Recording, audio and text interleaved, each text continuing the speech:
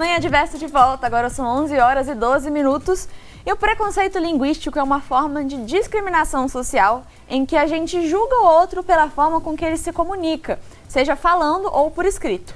Quanto mais distante da famosa norma culta, mais criticada ou rebaixada a pessoa é. Você vai entender mais sobre esse assunto agora, porque a gente recebe hoje a Bárbara Delgado, que é mestre em linguística. Então, Bárbara, seja muito bem-vinda ao Manhã Diversa. Muito obrigada, é um prazer estar aqui. Obrigada pelo convite.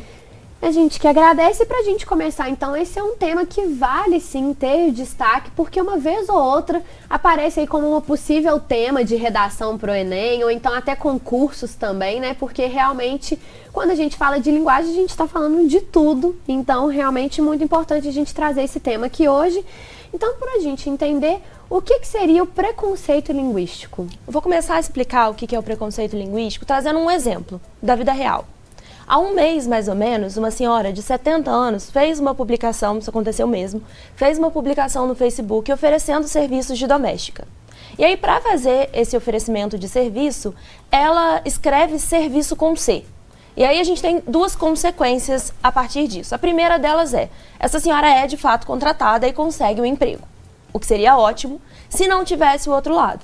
Uma série de pessoas, achando que seria muito engraçado, pega essa publicação e começa a ridicularizar essa senhora em vários espaços, em várias redes sociais. A gente sabe que essa é uma prática comum. Então, a parte mais importante do conteúdo dessa mulher, que era a busca, né, o oferecimento de um serviço, foi cumprido. Ela cumpriu com seu objetivo. Porém, a forma como ela fez essa proposta gerou uma consequência negativa para ela. Gerou piada, viralizou e tudo mais. Então, para definir preconceito linguístico, a gente parte, sobretudo, do conceito de um professor brasileiro que é muito importante, que é o Marcos Banho. Ele é extremamente importante quando a gente vai falar de preconceito linguístico. Ele vai dizer que preconceito linguístico, então, é qualquer forma de discriminação, de ridicularização, de julgamento negativo, simplesmente com base na forma como a pessoa fala. Simplesmente por ser diferente da forma como a gente normalmente diz, e aí baseando-se pela norma culta. E é possível, então, a gente dizer que no Brasil o preconceito linguístico é uma questão social, já que a educação e a renda estão interligadas no Brasil? Definitivamente a gente pode dizer que sim. A gente tem que levar em consideração, em primeiro lugar, como a gente falou sobre a norma culta, que eu chamo particularmente de uma norma culpa, porque é uma culpa que a gente carrega de não seguir, de não falar certo, de não seguir exatamente os preceitos que estão ali, né? Então, ninguém fala essa norma culta, norma culpa. Ninguém fala assim. A questão que está ligada ao social é que alguns elementos que fogem da norma culta são ridicularizados, são discriminados, enquanto outros não. Ninguém aqui fala, eu vou sair. Todo mundo fala, vou sair. Isso passa tranquilamente, sem problema. E isso vai contra a norma culta. Por outro lado, aquelas expressões voltadas, principalmente assim, para as populações trabalhadoras, para as comunidades com menos escolaridade, né? Elas são ridicularizadas. Por exemplo, as meninas, armenina, memo, essas coisas, no geral, a gente vê pessoas ridicularizando. E aí a gente constitui, então, o preconceito linguístico. E, Bárbara, eu gostei desse exemplo que você trouxe na sua primeira resposta, porque o que você falou, a mensagem foi passada, né? Então, assim, não teve nenhum erro quanto à mensagem, e sim erro de ortografia. Então, assim, a gente pode pensar também na linguística sendo o que a gente fala e também, então, o que a gente escreve, né? Como o exemplo que você deu. Pensando, então, no como a gente fala, sendo um pouco, então, prático, quais são os exemplos que a gente pode dar de preconceitos linguísticos na pronúncia? Primeiro, a gente tem que lembrar que o preconceito linguístico ele é sempre uma ação. Então, a gente não tem pré-estabelecido um preconceito linguístico. Um preconceito linguístico de pronúncia, de escrita, isso não é pré-determinado. Então, para ter preconceito linguístico, alguém tem que fazer. Isso é uma coisa importante para a gente evitar, inclusive, e para dizer que é possível o fim do preconceito linguístico. Mas, pensando, então, numa possibilidade. Vou dar um outro exemplo, porque eu acho que os exemplos são mais práticos para a gente entender. Vamos pensar, sei lá, dois torcedores de times diferentes, um vascaíno e um flamenguista, se encontram na porta do Maracanã, e aí eles vão discutir qual é o melhor time. Aí o vascaíno vai trazer, o Vasco é melhor, porque tem mais tradição, porque tem, sei lá, jogadores importantes. E aí o flamenguista vai dizer, não, o Flamengo é melhor, porque já teve Mundial, porque ganhou a Libertadores recentemente. E aí o vascaíno, né, para contrapor o ponto, ele não vai na temática. Ele desmerece o argumento puramente pela forma como ele aparece. E aí você ouve frequentemente alguém dizer, você não sabe nem falar português. O que você está querendo dizer ou por que você está tentando argumentar comigo? Né? Então, Flamengo é um tipo de preconceito linguístico frequentemente, né, associado ao Flamengo, ou ao problema, ou ao menos, né? São coisas bem comuns na fala. E vai muito essa questão da gente entender que o que importa ali naquela situação é a compreensão, né, a clareza da fala. Porque quando a gente pensa, por exemplo, numa situação que acontece quando um brasileiro vai para fora, por exemplo, né, a pessoa que está aprendendo a falar inglês e aí pede desculpas porque fala inglês, não fala inglês muito bem, e aí a pessoa nativa fala, não, tá tudo bem, não se preocupe, você fala super bem, tô conseguindo te entender perfeitamente, né, eu não sei falar sua língua, eu sei falar inglês, você tá fazendo muito mais do que eu, enfim. Isso acontece quando você tá falando uma língua de fora. E aí, quando a gente está falando nossa própria língua, o português, dentro do nosso país, todo mundo está se entendendo perfeitamente bem, né? Tá tendo ali a comunicação de forma assim, com raras exceções, onde você fala talvez uma gíria ou algo que é muito regional, e aí você fica tipo, olha, que curioso, o que né, diferente, isso não tem na minha região. E aí, às vezes, rola essa confusão. No geral, a gente está se entendendo, né? A gente está entendendo perfeitamente bem o que o outro está querendo dizer. Então, por que ficar colocando essa barreira que não existe, né? Você trouxe um exemplo que, inclusive, acontece com o português. Quando as pessoas descobrem que eu sou professora de português, as pessoas me pedem desculpa. Desculpa, eu não sei português, não repara meu português, que é uma bobagem, porque a gente está conversando há meia hora e eu estou entendendo o que você está dizendo. Então, você sabe português, você fala português. E aí você poderia dar uns exemplos pra gente, então, na gramática, porque realmente você deu o exemplo do caso aí da senhora que, né, escreveu ali com a letra errada, e é uma coisa que acontece muito, até porque a língua portuguesa é uma língua muito difícil, com uma gramática muito difícil, com letras diferentes que têm o mesmo som, letras iguais que têm sons diferentes, então abre muita porta para realmente a gente cometer esses errinhos, né? Sem dúvida. A gramática é muito difícil porque é uma gramática de outra língua. A gente já consegue pensar hoje que a gente não fala português, mas que a gente fala brasileiro. Porque é muito diferente. A gente tem elementos de outras línguas que fazem uma influência muito grande dentro do português brasileiro. Então, a gente já consegue dizer que fala brasileiro. Por isso a gramática parece tão difícil, né? Mas na prática ela não é tão complicada. Talvez a forma como a gente discute. Mas, assim, respondendo a sua pergunta, né? Em termos de escrita, quando a gente fala de preconceito linguístico agora, a gente vai falar em termos de escrita, né? A gente vê frequentemente também pessoas reclamando quando alguém escreve mais ou quando alguém escreve mas, né? Essa alternância entre um e outro. O que, novamente, você consegue compreender qual das duas foi dito, né? Apesar de terem significados diferentes, o falante não se confunde. Quando alguém usa um ou usa outro, você não se confunde. Outra coisa que a gente vê direto nas redes sociais é, por exemplo, o agente junto ou agente separado. De novo, zero interferência no significado. Você não acha que quando alguém escreve agente junto, querendo falar de nós, né, de coletividade, que ela está falando de um agente de trânsito, de um agente penitenciário. Não faz sentido. Então, é mais ou menos nesse sentido, sobretudo, né? E o preconceito linguístico na escrita, ele está mais voltado para isso. Dificilmente você vai ver alguém fazendo preconceito linguístico com o uso de vírgula errado, por exemplo. É raro, é mais difícil acontecer. A gente já falou, então, né, em casos de pronúncia, em casos de gramática. Há outros tipos de preconceito? Quais eles são? Bom, existem tantos preconceitos quanto diferenças entre os seres humanos, né? O próprio conceito de preconceito é você achar alguma coisa anteriormente. Então, você imaginar algo sobre uma pessoa anteriormente a conhecê-la melhor. Então, a gente vai ter um preconceito de raça, porque temos raças diferentes. A gente tem um preconceito de regiões, porque temos regiões diferentes. Temos preconceito de classe social, porque somos de classes sociais diferentes. Então, absolutamente todas as diferenças em que a gente se constitui como seres humanos, a gente pode ter algum tipo de preconceito relacionado a isso. E o preconceito linguístico demonstra cada uma dessas diferenças entre as pessoas, né? Bárbara, a gente vai chamar um intervalo rapidinho, na volta a gente continua falando sobre esse assunto, entendendo um pouco mais sobre o preconceito linguístico, então você aí de casa não sai daí, porque a gente volta já já.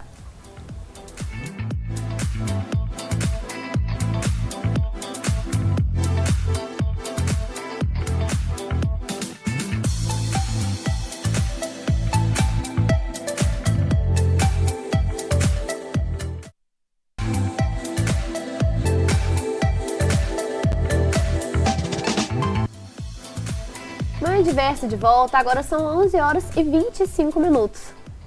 Vamos voltar então a fazer contato com o Netinho Rocha, que está lá na redação hoje. Netinho, um prazer te ver novamente, sempre mantendo aí a gente informado. Então, qual que é a notícia de destaque nessa segunda-feira? Bom dia, Roberta. Bom dia, Mário. Roberto, o prazer é todo meu, né? Bem-vindo de volta aí das férias merecidas, né? Mas olha, o destaque de hoje não é tão legal, viu? A gente vai falar sobre as chuvas que estão atingindo aí o estado do Pernambuco. O governo de Minas Gerais, meninas, direcionou 11 militares do Corpo de Bombeiros para auxiliar aí, né, nas ocorrências relacionadas às chuvas. Essas ações foram aí em parceria, né? Elas estão sendo feitas em parcerias com os corpos de bombeiros de diferentes estados do Brasil, tá? E a iniciativa é para reforçar o trabalho de socorro às vítimas atingidas pelas fortes chuvas no estado. Até o momento, 87 vítimas fatais foram confirmadas. De acordo com o Corpo de Bombeiros, foram enviadas equipes de busca e salvamento, incluindo cães. O apoio dos corpos de bombeiros militares de outros estados, como eu já falei aqui, está sendo articulado aí por intermédio do Conselho Nacional dos Corpos de Bombeiros Militares do Brasil, que já teve atuação integrada decisiva em outros desastres nacionais. As imagens são impressionantes, né? São shoppings que infelizmente alagaram e muitos deslizamentos, desabamentos, famílias desabrigadas, famílias desalojadas, imagens impressionantes e que infelizmente a gente não gostaria de ver, né, meninas? Isso aí, Netinho. E você falou das minhas férias, né? Na minha primeira semana eu estava em Pernambuco, eu fui em Porto de Galinhas conhecer. Quando eu estava lá, o tempo estava aberto, estava bom, assim, então foi só eu sair que, infelizmente, começou então aí esse período de chuvas. E antes eu estava conversando com o pessoal, né? Os moradores, e eles falavam, agora é a época de chuva aqui, então realmente, e muito triste porque é um desastre que poderia ser evitado sim, né, com ações públicas aí, porque é isso, entra ano, sai ano, a gente sabe que é um período de chuva e que infelizmente vai acontecer isso, e que, como você disse, os números de mortos são impressionantes, então realmente a gente precisa pedir para já mudanças mesmo, né, uma estrutura melhor para esses períodos que vão acontecer todos os anos. Então, realmente muito triste essa notícia que você traz para a gente nessa segunda-feira. E Netinho, aproveitando, Roberto, muito triste. Aproveitando sua presença aqui com a gente hoje, claro, a gente precisa saber, já ficar bem informado dos destaques do Diversa em Rede de mais tarde. O que você traz para a gente? Então, Mari, o Diversa em Rede de hoje vai continuar falando aí sobre essas chuvas em Pernambuco, né? Porque é um assunto que está repercutindo nas redes sociais. Mas é isso, não adianta só repercutir se o governo também não fizer a parte, né? E também quem puder ajudar, existem vários postos de arrecadação que podem aí levar e ajudar também o estado do Pernambuco, tá? E a gente vai falar também da 8ª rodada do Campeonato Brasileiro, meninas, que teve clássicos, cobrança de pênalti que deu errado e muito mais. Todos esses e outros destaques no Diversa em Rede a partir de 9 horas da noite na telinha da Diversa. Mari e Roberta. Muito obrigada, então, pelas informações dessa segunda-feira. Amanhã você volta, então, com mais notícia pra gente. Obrigada, Netinho.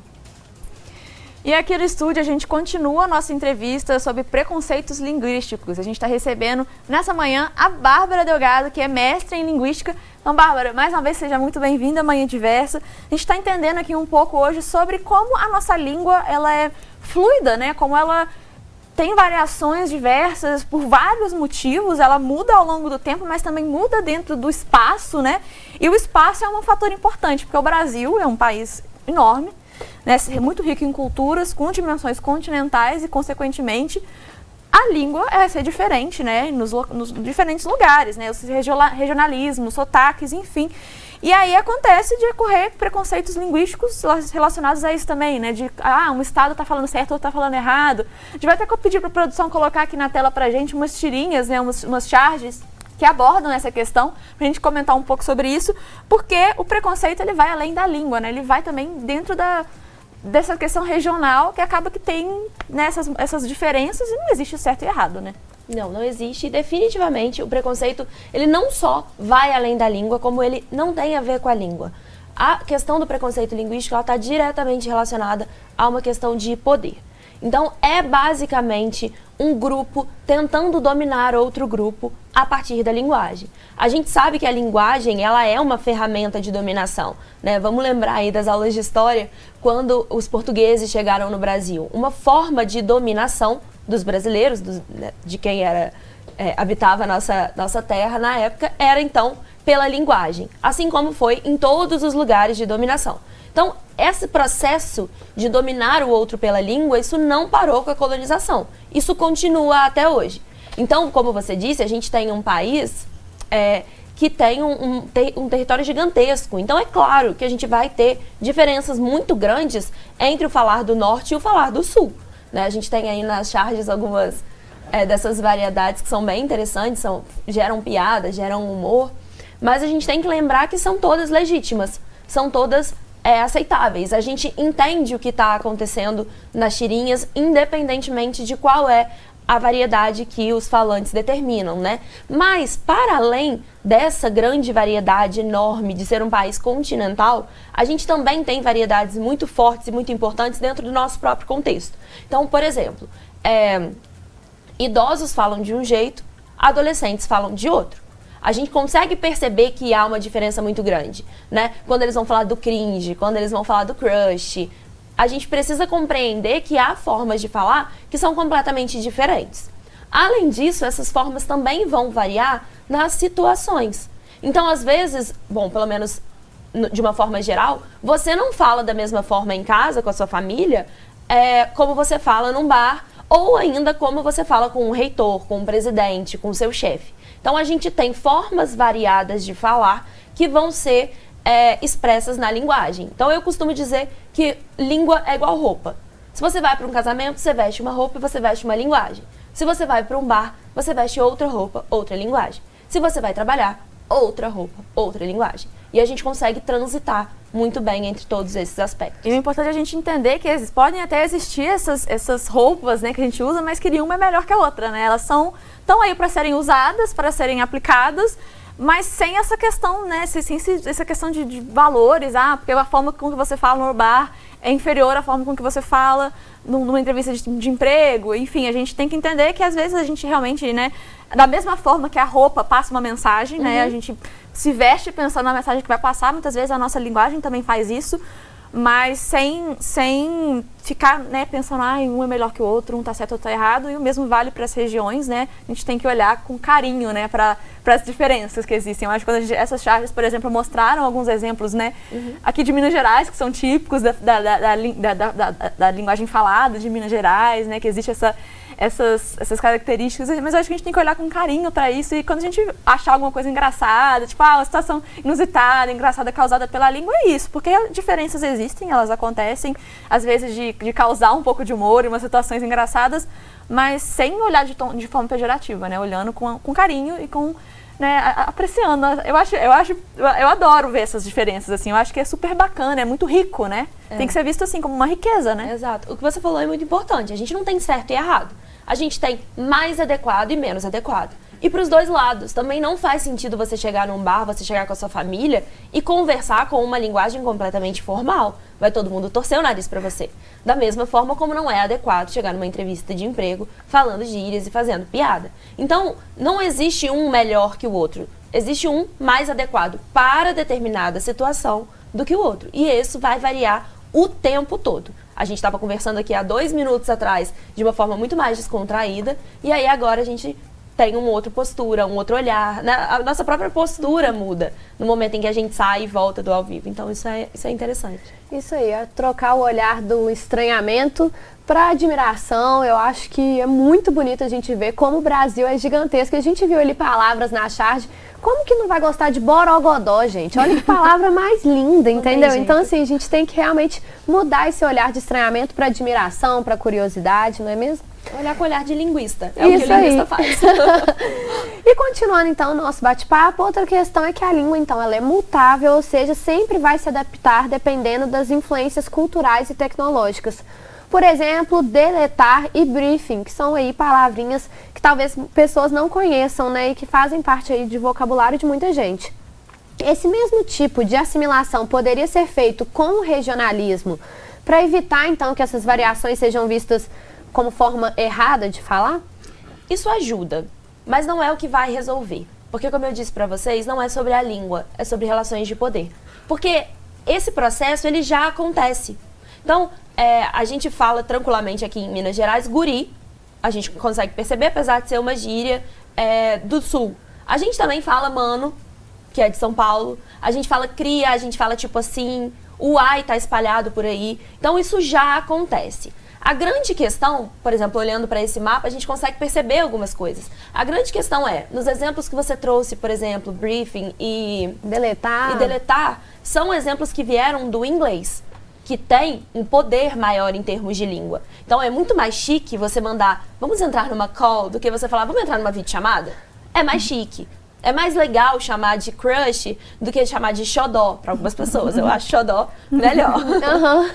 Mas da mesma forma que o mano entrou muito facilmente, que o tipo entrou muito facilmente, o guri entra, mas essas regiões ainda são regiões que têm mais poder. Ainda são expressões que vêm de lugares que detêm mais poder. Por exemplo, o oxente, o borogodó, a gente usa, mas não está no nosso contexto. Você percebe que tem uma coisa um pouquinho diferente. Não é igual mano. Mano é naturalmente.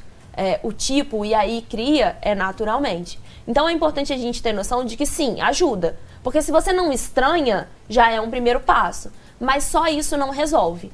De fato, a relação do poder, a relação de achar que você é melhor que o outro, isso é o que demarca mais fortemente o preconceito linguístico. Então a gente já ficou bem claro que realmente é uma questão social, né? Muito, muito além de uma questão, né, de certo e errado, justamente porque a gente viu que não existe certo e errado. Mas como que você vê, então, quais que seriam os principais responsáveis por disseminar, intensificar esse preconceito linguístico no nosso dia a dia, né? Realmente como se diz? Estou falando de língua agora, até só minhas palavras. Mas realmente aplicar, talvez, essas regras, né? E de fazer as pessoas sentirem essa culpa. Quais que são os principais responsáveis por causar isso, né, no nosso dia a dia? A gente vai ter alguns. E é uma pergunta muito complexa, né? Muito difícil saber exatamente o que é que move o preconceito linguístico. Mas a gente consegue pensar em alguns exemplos. A mídia tem uma influência, apesar de não ser uma disseminadora de preconceito linguístico, mas ela traz umas bases que podem gerar isso. Por exemplo, quando a gente vai assistir uma novela. A novela do Nordeste ou a novela do interior, ela tem falas extremamente marcadas. É porta e porteira. Agora, as novelas que passam, por exemplo, com o cenário do Rio de Janeiro ou no cenário de São Paulo, você não tem marcas linguísticas desse lugar. O que isso faz parecer para quem está assistindo? Que o diferente, que o marcado é o do caipira, que a gente chama do caipira, né? Ou é o do Nordeste. Os atores aprendem a falar com o sotaque nordestino. Mas quando você tem uma novela passando no Rio de Janeiro, ou quando você tem uma novela passando em São Paulo, pouco sotaque aparece. Porque tem, de fato, um tratamento para que esse sotaque desapareça. Então, o que isso diz para quem está assistindo? Que existe uma fala que é marcada e que existe uma fala que é a normal, que é a comum, que é a padrão. Então, a mídia pode fazer isso em alguma medida, né? Mas não só. Também, e aí agora como disseminadores mesmo do preconceito linguístico, professores, o que pode parecer contraditório, mas sim. E não só professores de língua portuguesa, porque eu acho, inclusive, que os professores de língua portuguesa têm esse entendimento de que é uma coisa de adequação e não uma coisa de certo e errado. Mas os outros professores, a gente vê frequentemente um discurso de você fala errado, você escreve muito mal, o professor de português não está fazendo nada com vocês, né? Mas, assim, o que eu acho que é mais grave, o problema maior hoje, são esses gurus da língua portuguesa da internet. Para mim, essas pessoas são, de fato, os disseminadores de preconceito linguístico. Você abre o seu Instagram para você ter entretenimento, para você se divertir, para você ver sua família, e aí aparece uma enquete gigantesca. Você sabe ou não? E aí você tem que responder sim ou não, certo ou errado. E aí você sai dessa enquete com questões que são gramatiqueiras, que não tem absolutamente nada a ver com o seu cotidiano. Você sai dessas enquetes se sentindo incompetente na língua portuguesa. Eu sou professora de português e às vezes eu me saio incompetente na língua portuguesa. Porque você não consegue compreender de fato o que está acontecendo ali. E essas pessoas não têm esse discurso de, olha, estamos tratando uma possibilidade de língua. Eles dizem, estamos tratando a língua. Vou te ensinar a falar certo. Vou te ensinar a falar direito. Sem a menor reflexão do que é que dos efeitos que isso causa, né, em quem está assistindo, em quem acessa esse tipo de conteúdo. Então, para mim, esses gurus hoje são os principais disseminadores do preconceito linguístico. E, Bárbara, adorei esse exemplo que você deu da novela, porque é realmente assim, a língua, o sotaque, ele só é colocado na novela para fazer jus a um estereótipo, né? Então, assim, o sotaque, o mineiro, como a gente está falando aqui, ele só vai aparecer se for para montar essa imagem do estereótipo do roceiro. Então, realmente, repensar isso, porque às vezes a gente consome essas coisas sem pensar, mas tá lá no Rio e eles não estão puxando esse, por quê? Porque aí a gente vai naturalizando, achando que é assim o normal, e que não é muito bem, não é assim, né? E o que é o sotaque mineiro, né? Exatamente. O sotaque mineiro de Belo Horizonte é totalmente diferente do sotaque mineiro que a gente está falando aqui agora. Que é totalmente diferente. Que é totalmente diferente do que aparece na novela, do mineiro roceiro. Isso aí. Por exemplo, a minha mãe mora em Governador Valadares, que é mais próximo da fronteira com a Bahia. E lá eles têm uma mistura do sotaque da Bahia com o sotaque de Minas, que delicioso. Também é uma delícia, enfim. É uma variedade aí, e essas variações se misturam, né? Eu acho que também isso é uma questão, né? O sotaque do Sul pega um pouco de São Paulo, o sotaque do Norte pega um pouco da Bahia, enfim, é isso aí, a gente vai se misturando também, né? E que delícia, e que coisa boa. Então, a partir do momento que a gente reconhece que existe uma crise, né, seja no setor, igual a gente está falando, entretenimento, informação, pela internet, as redes sociais, então isso significa que a gente precisa valorizar, né, essa diversidade, entender, como a gente bem disse aqui, trocar o nosso olhar primeiro de estranheza para um olhar de admiração. Então vamos ao que interessa, como fazer isso, como normalizar essas diferenças, como evitar esse preconceito linguístico. Eu acho que você respondeu a sua pergunta. É justamente entendendo que as variedades, né, as diferentes formas de falar a língua portuguesa, elas não corrompem a língua portuguesa sagrada. Muito pelo contrário, elas fazem a língua ser muito mais rica.